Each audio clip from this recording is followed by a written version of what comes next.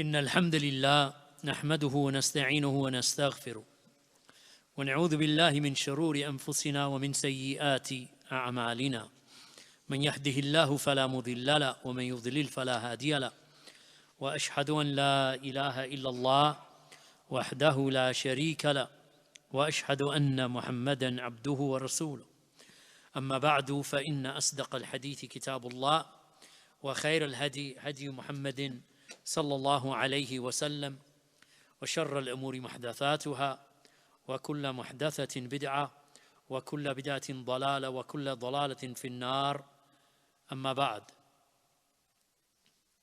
So today, inshallah, we move on with the explanation of Sharh Sunnah of Imam Ahmad ibn Hanbal rahimahullah ta'ala. We concluded last week, walillahi alhamd, on the issue of the Muslim rulers and the impermissibility of rebelling against the Muslim rulers. And we mentioned narration after narration, walillahi alhamd, in explaining the fact that it is forbidden to revolt against the ruler who has attained power.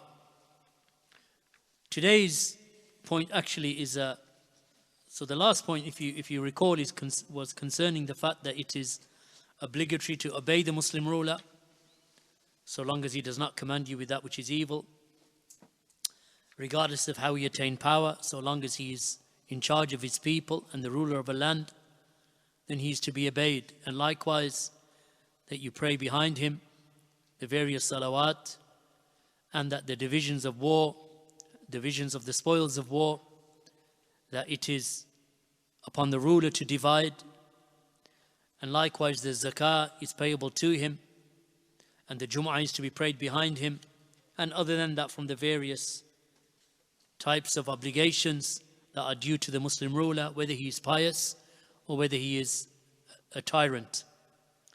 So today's point from the Aqeedah of Ahlus Sunnati wal Jama'ah, as penned down by the Imām of Ahlus Sunnah, Imam Ahmad ibn Hanbal rahimahullah, he said, وَمَنْ خَرَجَ عَلَى إِمَامٍ مِنْ أَئِمَّةِ الْإِسْلَامِ وَقَدْ كَانَ النَّاسُ اجْتَمَعُوا عَلَيْهِ وَأَقَرُّوا لَهُ بِالْخِلَافَةِ بأي وجه كان برضا أو بالغلبة فقد شق هذا الخارج عسى المسلمين وخالف الآثار عن رسول الله صلى الله عليه وسلم فإن مات الخارج عليه مات ميتة جاهلية.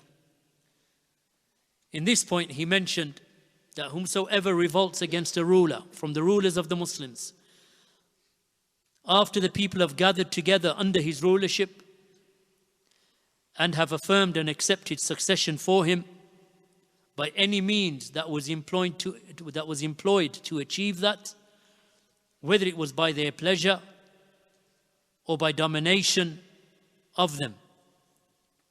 So the one who rebelled against this ruler, this Kharij, or this one who has revolted and risen up and rebelled against the ruler, has disobeyed the Muslims, and he has opposed the narrations, the athar that have been reported from Allah's Messenger sallallahu alaihi wasallam.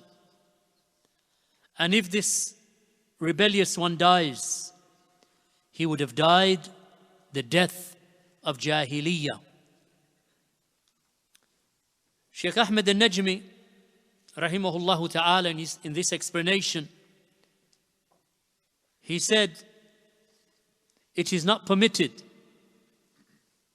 to revolt against the ruler of the Muslims, even if he is disobedient to Allah, even if he is wicked and evil. It is not permitted to rise up in rebellion against him. And rebellion or khuruj is of two types. Khuruj bil fi'l wal qital, the rebellion by action and fighting. And secondly, khuruj bil qawl, rebellion by speech, by castigation, stirring up, incitement and agitation. So these are the two types of rebellion. Rebellion that is physical and rebellion that is done by incitement. And then he said, rahimahullah ta'ala, meaning Al-Allama Ahmad bin Yahya al-Najmi rahimahullah, he said, and there occurs in the hadith of Ubadah bin Samit that the Prophet sallallahu alaihi wasallam, that he called them to pledge allegiance. So they pledged allegiance to hear and obey the ruler in times of hardship and ease, in times of invigoration and in times when they were fatigued, and that they would not contend with the one in authority, meaning the ruler, except and unless they saw from him clear and apparent kufr. أن تروا كفرا بواحا معكم من الله فيه برهان. As the كما قال صلى الله عليه وسلم, unless you see from the ruler clear and apparent disbelief regarding which there is no doubt. Bawahan, kufran bawahan, meaning a clear and apparent kufr for which there is with you from Allah concerning it a clear proof. And that is the hadith of Ubadah ibn Samit radiyallahu anhu, the companion.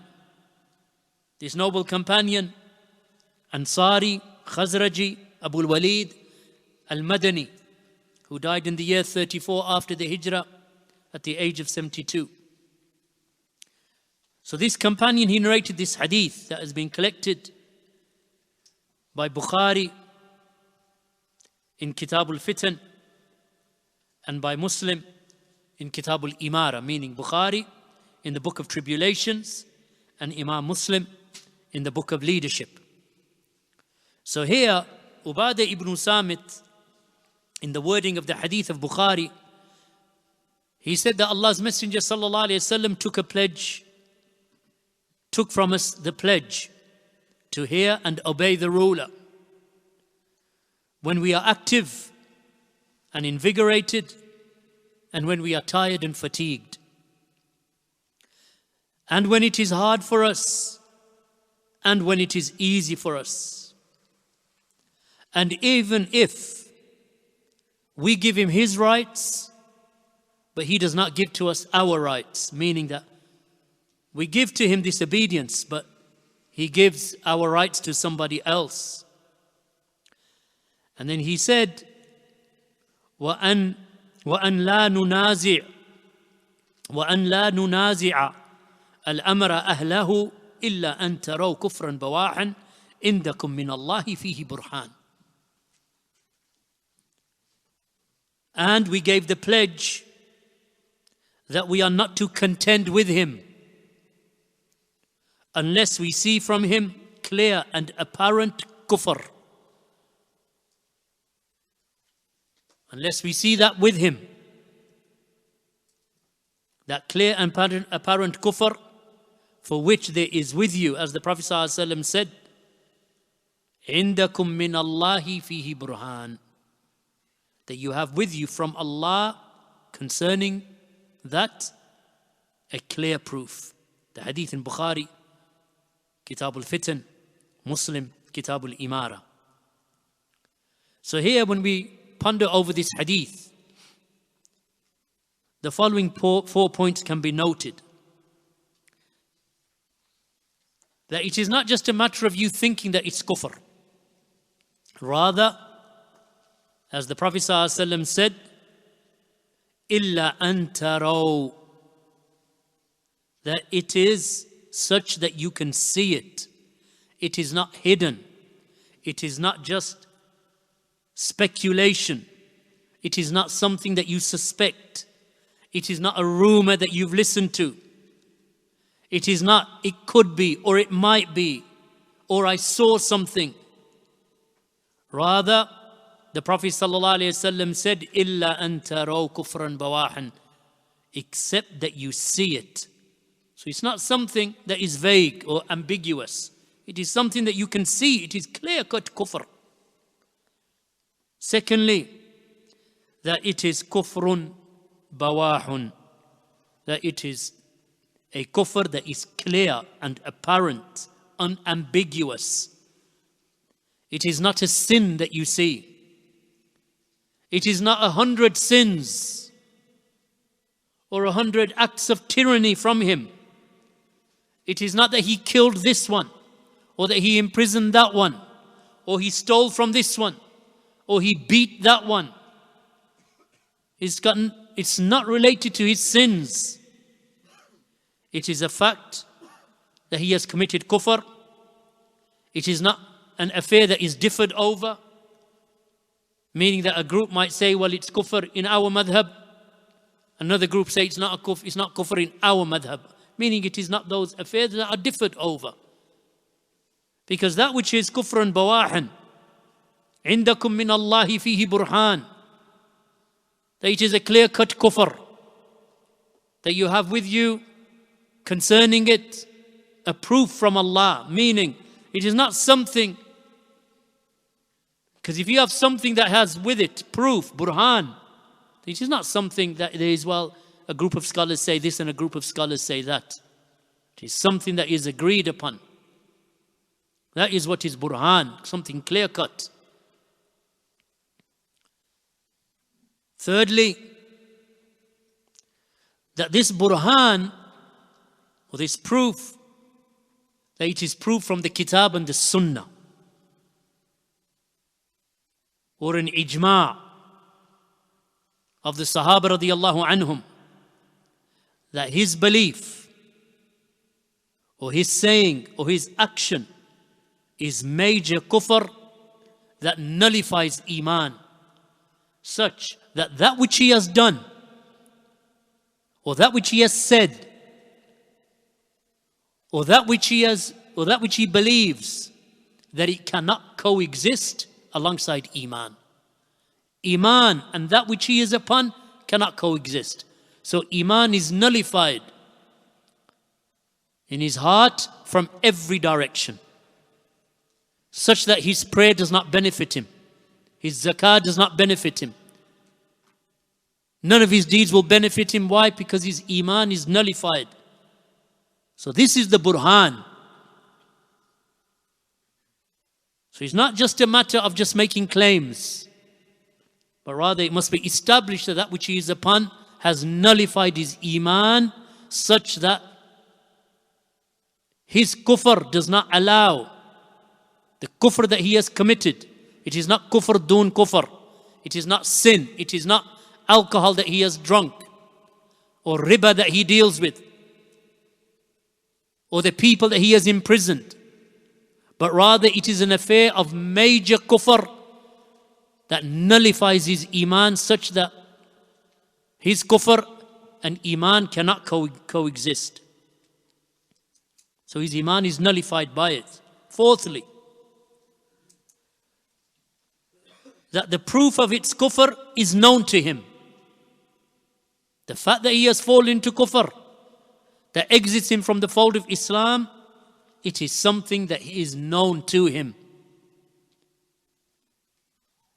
Because it could be, unless of course it is something that is ma'lum fi ad-din bid-durura, which is known in the religion by necessity. But if it is an affair that he does not know it to be kufr, then him having ilm of that affair is a condition. Wujudu shurut. So the conditions must be present before he can be declared to be an unbeliever. Because he may be indulging in something and he doesn't know it to be kufr, because it is not clear to everyone. Maybe in the land that he's a ruler over, or in the customs that he's following, meaning that his asl is Islam, born into a Muslim family, or became a Muslim, whichever. But he's a Muslim. but then he utters something or he does something that is kufr, clear kufr, meaning kufr that is zahir and apparent, for which there is a proof from the book of Allah, the Sunnah of Allah's Messenger sallallahu alaihi wasallam, that it is kufr. But he doesn't know it's kufr because the ayah didn't reach him, or he didn't understand it, meaning that it was something that was ambiguous to him. As Shaykh Ibn Uthaymeen said, because maybe he's surrounded by evil scholars who make him think that to slaughter at a grave for the dead is something that is permissible, or that they've led him to believe that Allah being present in every place is something that is the norm. It is something that is their belief. So he doesn't know it's kufr zahir, kufr akbar. So he doesn't know that. So maybe he does something at a grave, maybe a tawaf of the grave, or a sajda at a grave, or slaughtering at the grave. All of this is shirkul akbar, that exits from the fold of Islam. But he doesn't know it is, because he's surrounded by evil scholars and evil advisors. So the truth hasn't reached him. So that necessity of ilm is absent. So therefore that becomes a barrier. His ignorance, udhr bil jahl, his ignorance becomes a barrier to takfir. So even though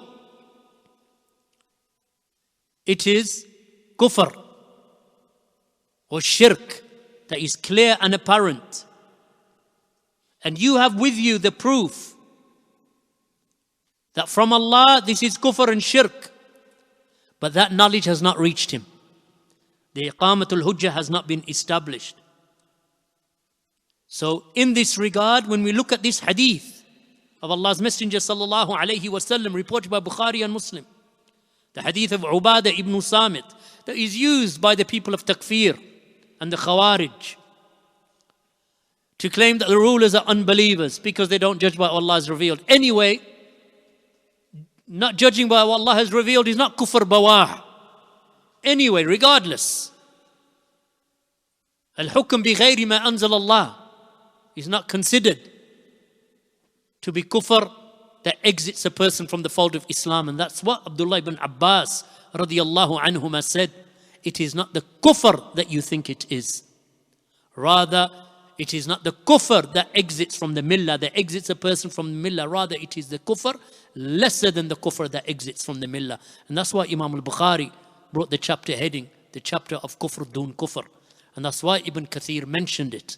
And that's why Ibn Abdul Barr, rahimahullah ta'ala, mentioned that al-hukm bi ghayri ma anzal Allah, the one who does not judge by that which Allah has revealed, is not an unbeliever. Rather, he is a sinner, or he is a fasiq, and it is kufr dun kufr, fisq dun fisq, dhulm dun dhulm. So this is the position of Ahlus Sunnati wal Jama'ah, like Shaykh al-Islam Ibn Taymiyyah mentioned. Likewise, Ibn Qayyim likewise, and the Mufassirin in general. And likewise the scholars of our time, Shaykh bin Baz, or the scholars before your time. Shaykh bin Baz, Shaykh Ibn Uthaymeen, Shaykh al-Albani, Shaykh Muqbil, and other than them from the ulama and the a'imma. And likewise the scholars of this time, that there is kufr dun kufr. So therefore when we look at this hadith, then a hadith like this in the hands of an ignorant person is like putting a gun into the hands of a child loaded with bullets. He doesn't know what to do with it. So anyone that is in front of him, he thinks is a water pistol. So this hadith in the hands of the ignorant ones, without faham, without understanding, is destructive. It is harmful to them. But when one analyzes the hadith in light of what Imam Ahmad ibn Hanbal said, rahimahullah, last week and this week, and likewise in light of this hadith of Ubadah ibn Samit, and likewise that which we mentioned in the various other hadith of Allah's Messenger sallallahu alaihi wasallam from last week, and you can refer back to that dars. Then he mentioned, meaning Shaykh Ahmad al-Najmi in his explanation, he said, and the ahadith in this chapter or in this subject matter are numerous and well known. And from them is the saying of the Prophet sallallahu alaihi wasallam, wherein he said whomsoever rebels against the ruler and then dies, has died the death of Jahiliyyah. The hadith collected by Imam al-Bukhari in Kitab al-Fitan, and likewise in Sahih Muslim in Kitab al-Imara, meaning in the book of Fitan, book of tribulations in Sahih al-Bukhari, and the book of leadership in Sahih Muslim under the chapter, the obligation of clinging to the jama'ah of the Muslims when fitan become apparent. That's the hadith in Sahih Muslim under that chapter. Meaning that even the A'immatul Hadith, the great scholars of hadith, knew what they were putting under their chapter headings. They put this hadith under the chapter of what? Chapter of fitan. Both of them. Kitabul Imara, meaning in the book of leadership, under the chapter of clinging to the jama'ah of the Muslims when the fitan appear. And in Bukhari likewise, the chapter of tribulations. And then he said, and from those things which are counted as khuruj, which are counted as rebellion against the ruler, is to mention the mistakes of the rulers in public and to attack them and to criticize them and to rebuke them in gatherings and assemblies and to belittle them, because that will lead to great dangers and immense harm. It will lead to disobedience and lead to open physical rebellion. And when physical rebellion takes place, blood will be spilt, as history has shown, even recent history. Blood will be spilt, and the honor of the people will be violated. Roads will be cut off, and panic will become widespread amongst the citizens. By Allah, I say to you, by Allah, O Ummah of Muhammad, O students of knowledge, do not be deceived by these political agitators, because this nation, meaning the Kingdom of Saudi Arabia, is a Muslim nation. It is a Dawla Islamiyya. It is an Islamic state.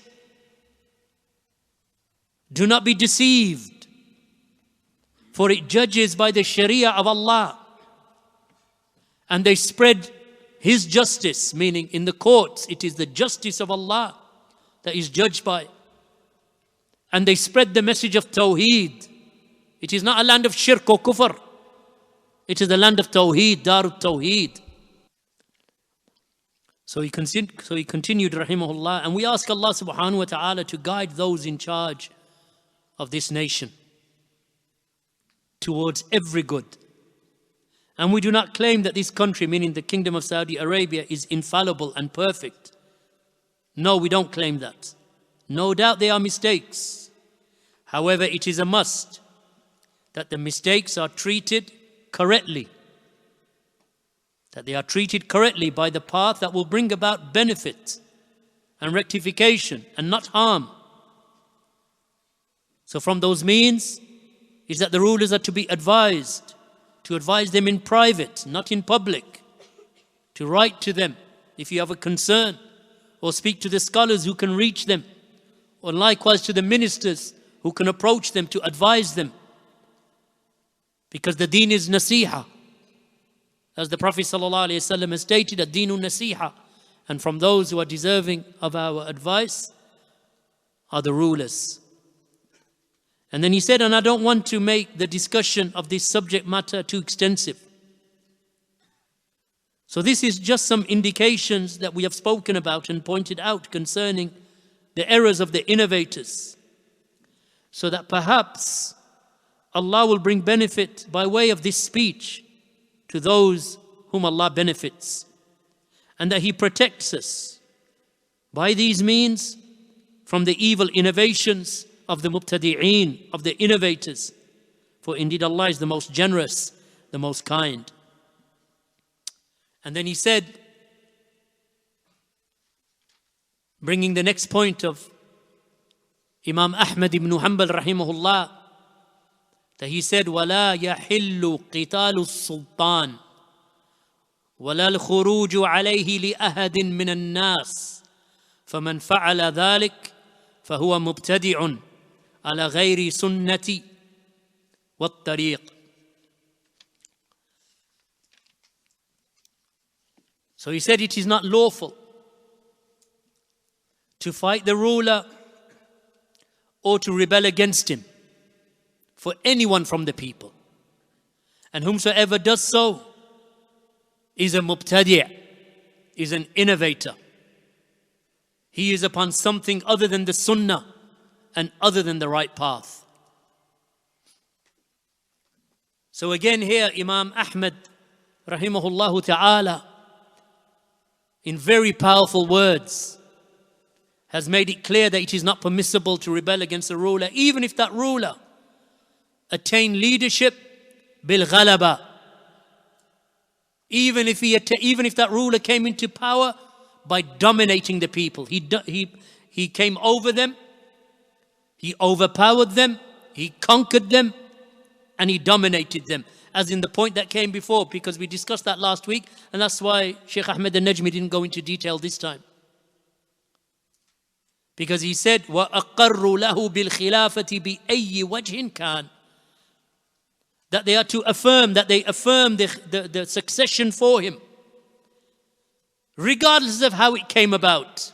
بِرِضَا, whether it was through the pleasure of the people, or بِالْغَلَبَةِ, even if he came to them and he dominated them and he seized power.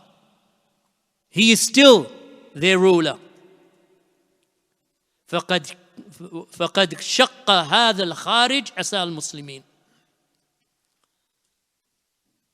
So the Khariji, or the one who rises up against the ruler, then he has disobeyed the Muslims and opposed the afar from Allah's Messenger sallallahu alaihi wasallam. You couldn't bring anything clearer than that, my brothers and sisters. Anyone who says, well, I disagree with Imam Ahmad in this, then know that he is a mubtadi'. That's all. You bring him this statement of Imam Ahmad, say, do you agree or disagree? Say, I disagree. Say, anta mubtadi'. Then you are an innovator. You disagree with Imam Ahmad in this ijma', in this consensus of the great Imams of the Salaf of this ummah. Because Imam Ahmad has clearly stated here that he has disobeyed the Muslims and he has disobeyed the narrations reported from Allah's Messenger sallallahu alaihi wasallam, authentic, hundreds of them. Hundreds of ahadith of Allah's Messenger sallallahu, not just one or two, forbidding the rebellion against the ruler. And how much clearer than the narration of Ubadah ibn Samit. In this point, it is not permissible to rebel against the ruler, even if he is impious, even if he is a tyrant, even if he is an oppressor, even if he takes your rights and he gives them to somebody else. He sends his soldiers to your house, wal-iyadhu billah, and forcibly removes you and your family from your house and throws you on the street, and he gives you a house to one of his workers. Still not permissible to rebel against him. It is still not permissible to rebel against the Muslim ruler. Because what he has done is not kufr bawah, is it? Has he left the Islam because he moved you from your house, took your furniture out? In fact, he kept his furniture. He kept your furniture, threw you out, with your wife, with your children, with your parents, out on the street. He says, this house now is mine. What are you going to do? Can't do anything. You say anything, he beats you on your back. He goes into your house and takes your wealth. He said, this wealth isn't yours anymore, it's mine. Beats you, throws you out, takes your property. Is it permissible to rebel against him? Not permissible. He's a tyrant, yes? Yep. Sinner? Yes. Oppressor? Yes. Unjust? Yes. Fasiq? Yes. Tyrant? Yes.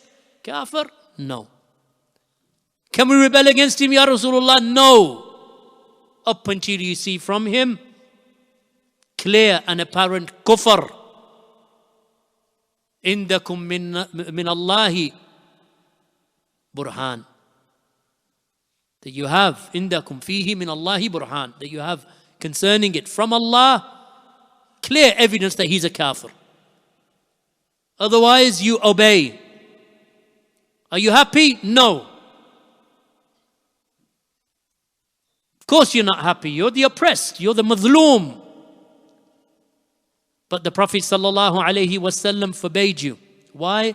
Because by you raising your hand against him and raising your sword against him, bloodshed will occur in the Muslim lands, as you see in recent times. This is why the Prophet ﷺ, when they asked him about the rulers, he said, be patient up until you meet me at the Hawd. Upon you to have sabr up until you meet me at the Hawd. When's the Hawd? That's after your death. You say, well, I can be patient for a week. I can be patient for 6 months. I have to be patient for a lifetime, Ya Rasulullah. Have sabr up until you meet me at the Hawd. Meaning, your sabr lasts up until you're dead. I'll be patient till next week, till next year, till the year after, 5 years, 10 years. Ya akhi, how long do you want me to be patient with these rulers? Up until you meet Rasulullah at the Hawd. Up until you meet him at the great lake, Yawm al-Qiyamah, sallallahu alayhi wa sallam. So Allah commanded obedience to the ruler so long as he is a Muslim. So long as he is judged to be a Muslim. And you are not capable of making takfir of him. It is not allowed to rebel against him. Even if he is an oppressor, even if he beats the backs and takes the wealth of the people. Due to the saying of the Prophet ﷺ in the hadith of Hudhayfa, hear and obey the ruler, even if he beats your back and takes your wealth. The hadith reported by Muslim in Kitab al-Imara, in the chapter of leadership, the chapter of the obligation of clinging to the jama'ah when the fitna occurs. Look where Muslim put this hadith. Kitab al-Fitan, in the book of fitan, in the book of trials and tribulations. Which chapter? The chapter of Luzum al-Jama'ah, clinging to the jama'ah of the Muslims and their ruler. Even if he beats you in your back and he takes your wealth.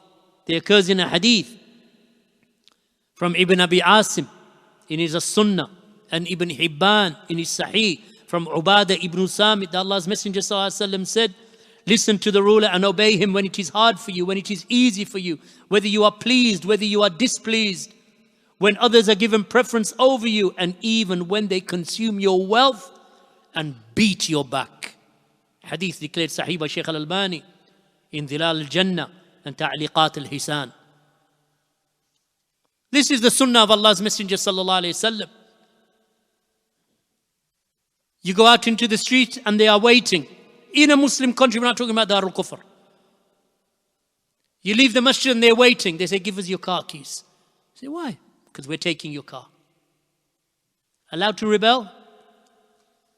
Not allowed to rebel. Think about, and that's why when we say think about hardships, think about it as if it's happened to you. Because these are, real life situations. You go home and your house is boarded up. You're not allowed in. But it's mine, it was my father's, then it was his grandfather. No more. Not allowed to rebel. Wallahu musta'an. This is the sabr that is required. Ask Allah for your right and give him his right. Don't rebel against him. Don't fight against him. Can you go out into the streets and say, this is what he did, he took my property, he took my land, he took my money. Is it allowed? Not allowed. Because that is khuruj bil lisan. It is to rise up and rebel with the speech, and it is not allowed. That is incitement. That is the way of the Qaaidah. The inciters, the worst of the Khawarij. Shaykh Ahmed al-Najmi, he said it is not allowed to rebel against the ruler according to Ahlus Sunnati wal Jama'ah. This is our Aqeedah. Like it who likes it. Whoever hates it, then he is and opposes it, then he is the innovator. This is the position of Ahlus Sunnati wal Jama'ah.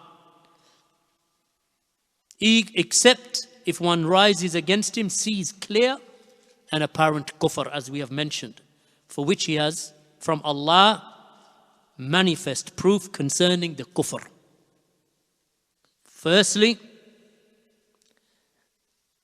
that his act, disbelief, his act or his aqeedah, meaning his action or his belief or his saying is major kufr, that removes him from Islam. And secondly, that he has knowledge that it has removed him from Islam, and he has no excuses, such as the excuse of ignorance.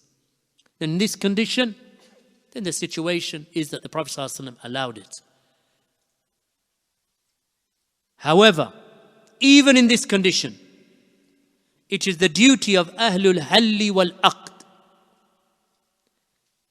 It is the duty of Ahlul Halli wal Aqd, meaning Ahlul Halli wal Aqd here refers to those in society who have influence, such as the tribal chiefs, or the governors, or the judges, and the scholars, the people of power and authority in the land. It is upon them to remove him and replace him with someone who is more suitable. But with the condition that they are able to do that without a greater harm or increase in fitna that results from that. So who is it upon? The bus driver? The baker and the butcher? The street cleaner and the nurse? It's upon them to go out and rebel against the Muslim ruler or against the ruler that they has been judged to be a kafir. It's not upon them. It's not upon the jahil and the ignoramus to go out, because they're going to cause more fasad than benefit. There'll be blood on the streets, as we've seen in Syria, in Libya, and other places where the rulers have been unbelievers. So their rebellion did not lead to any good, because the end result of the ignoramuses and the foolish ones and the ones who have no position and authority in the land, the end result of them going out in the street is Syria 2020. That's the end result. Achieved nothing except death, destruction, bloodshed, and millions of homeless refugees. Nothing was achieved. The man is still sitting in charge. The man is still sitting in charge. Why? Because the duty of replacing him and removing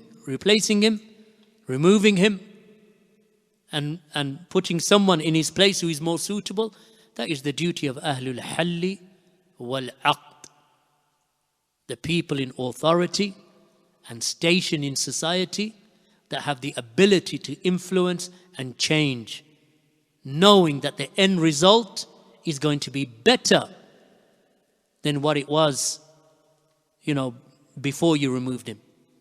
The end result must be achievable and more suitable and better for the Muslims, not that the streets are filled with the blood of Ahlul Islam, as what occurred in Syria and other places. Wallahu al-musta'an. Finally, he said, it is only the Khawarij and the Mu'tazila who permit rebellion against the ruler. And they are Ahlul Ibtida', meaning that they are the people of innovation. Upon you is to cling to Ahlul Ittiba'. Upon you is to hold fast to the people who follow the Sunnah. Ahlul Ittiba', and repel from yourself Ahlul Ibtida', the people of innovation and misguidance. Because the right path is the path that they are upon. The people of Ittiba', and what they cling to. And that is to follow the athar, to follow the narrations of Allah's Messenger, sallallahu alayhi wa ala alihi wa sahbihi wa sallam. And upon that we'll finish for today. Wa jazakumullahu khairan walhamdulillahi rabbil alameen. Wa sallallahu ala nabiyyina Muhammad wa ala alihi wa